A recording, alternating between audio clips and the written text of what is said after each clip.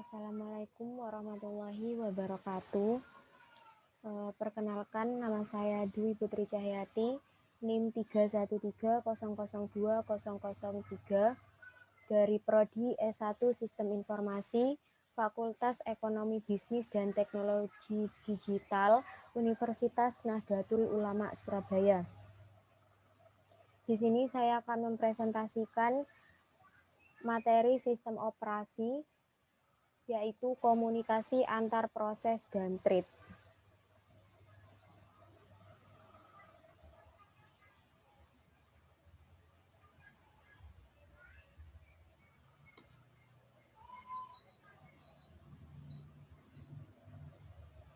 Komunikasi antar proses.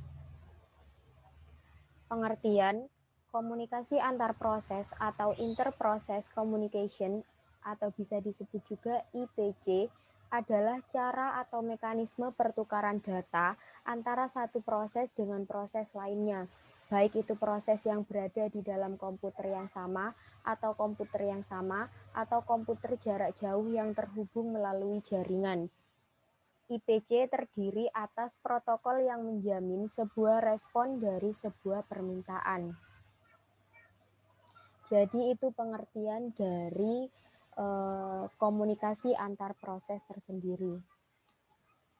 Adapun proses-proses yang membutuhkan komunikasi, yaitu proses-proses yang ingin dikomunikasikan harus memiliki sebuah cara untuk memilih satu dengan yang lain.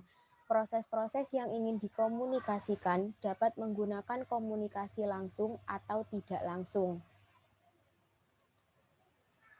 Komunikasi langsung, yaitu bentuk komunikasi langsung adalah proses melakukan komunikasi langsung ke proses lain. Pada komunikasi langsung harus disebutkan nama proses secara eksplisit. Contohnya yaitu send dalam kurung P, pesan, artinya mengirim pesan ke proses P. Dan yang kedua, receive, buka kurung key, pesan, itu artinya menerima pesan dari proses key. Adapun komunikasi tak langsung, yaitu pada komunikasi tak langsung, pengiriman atau penerimaan pesan dilakukan melalui kontak surat atau mailbox. Mailbox adalah suatu objek yang mana pesan-pesan ditempatkan oleh proses atau dapat dihapus. Tiap-tiap mailbox memiliki identitas unik. Dua buah proses dapat saling berkomunikasi hanya jika mereka saling menggunakan mailbox secara bersama-sama. Contohnya, untuk komunikasi tak langsung yaitu send dalam kurung A, message, itu artinya mengirim pesan ke mailbox A. Dan yang kedua, receive dalam kurung A, message, itu artinya menerima pesan dari mailbox A. Jadi perbedaan dari komunikasi langsung dan komunikasi tak langsung ini, perbedaannya ada di send dan receive-nya. Untuk yang komunikasi langsung tadi menggunakan P dan Q, dan komunikasi tak langsung ini hanya menggunakan A. Seperti itu. Untuk sinkronisasi, yaitu komunikasi antar proses membutuhkan place by calls untuk mengirim dan menerima data primitif.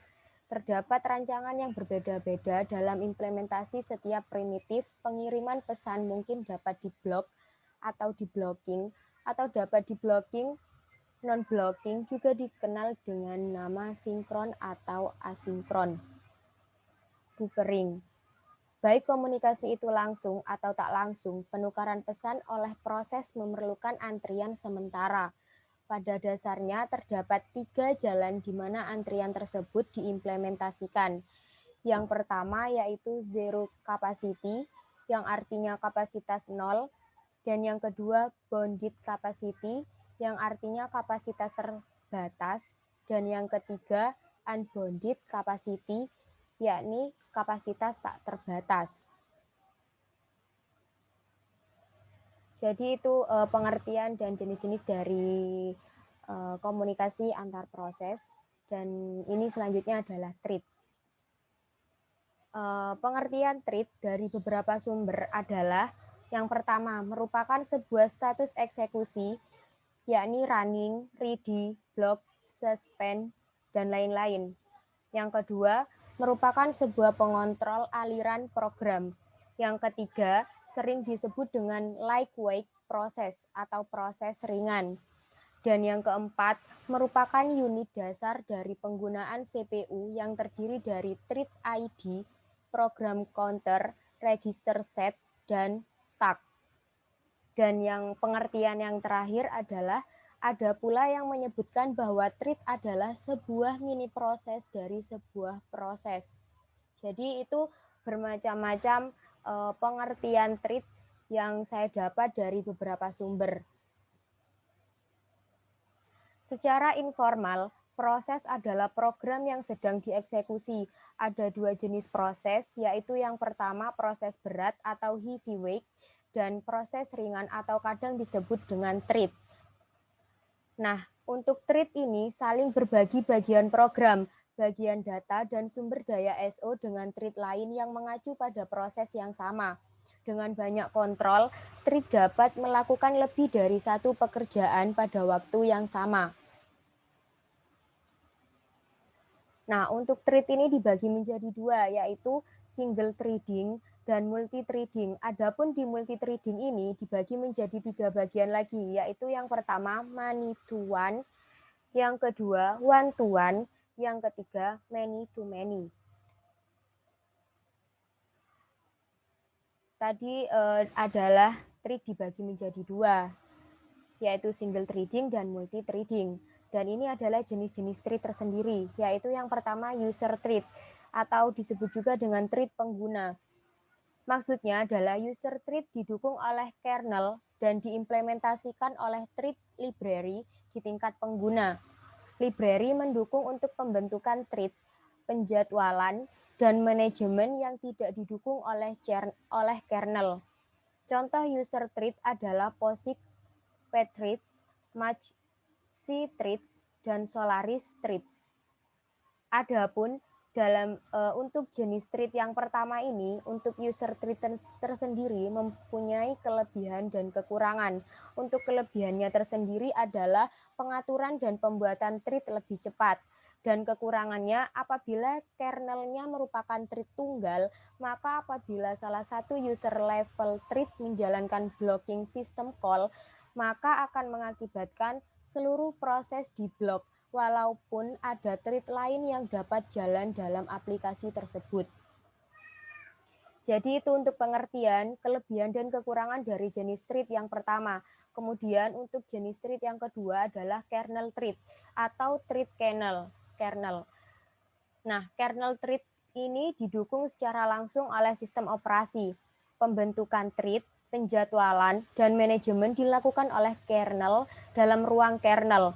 Karena manajemen treat telah dilakukan oleh sistem operasi. Kernel treat biasanya lebih lambat untuk membuat dan mengelola daripada pengguna treat. Windows NT, Solaris, dan Digital Unix adalah sistem operasi yang mendukung kernel treat. Nah, itu adalah pengertian sedikit dari kernel treat, dan untuk kelebihan dan kekurangan tersendiri dari kernel treat ini yaitu kelebihannya jika sebuah treat menjalankan blocking system call, maka kernel dapat menjadwalkan treat lain di aplikasi untuk melakukan eksekusi. Pada lingkungan multiprosesor, kernel dapat menjadwal treat-treat pada prosesor yang berbeda.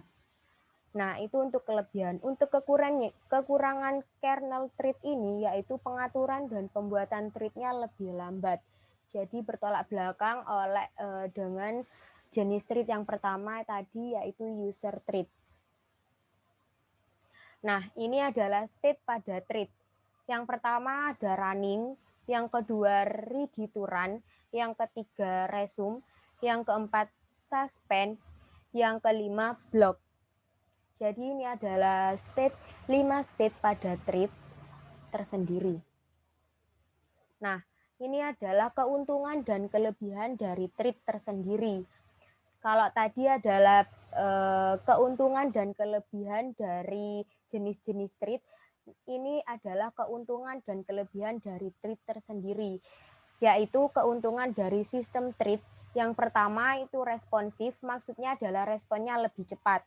Dan yang kedua resource sharing, itu menggunakan resource secara bersama-sama.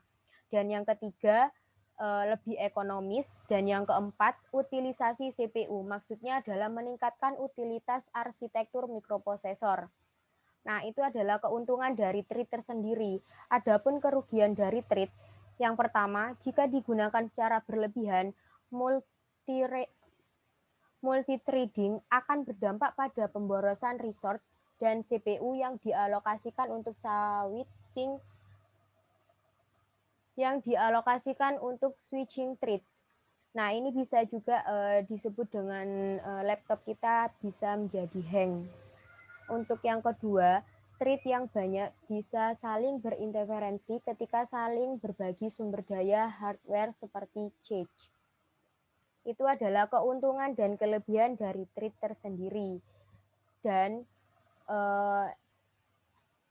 untuk perbedaan dari proses dan thread tersendiri, yaitu thread berbeda dengan proses, karena thread memiliki address space yang sama, yang artinya mereka mau berbagi variabel global.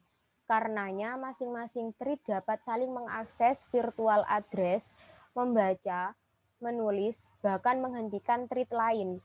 Sedangkan proses bisa dimiliki oleh user dan kemungkinan proses tersebut menunggu atau ditahan proses yang lain. Proses selalu dimiliki oleh suatu user sehingga mereka dapat saling bekerja sama, tidak saling berbenturan. Jadi di situ tidak saling berbenturan tadi. Jadi itu penjelasan dari materi komunikasi antar proses dan thread. Terima kasih. Mungkin cukup itu yang bisa saya presentasikan. Kurang lebihnya mohon maaf. Wallahul muwaffiq ila aqwamit thoriq. Wassalamualaikum warahmatullahi wabarakatuh.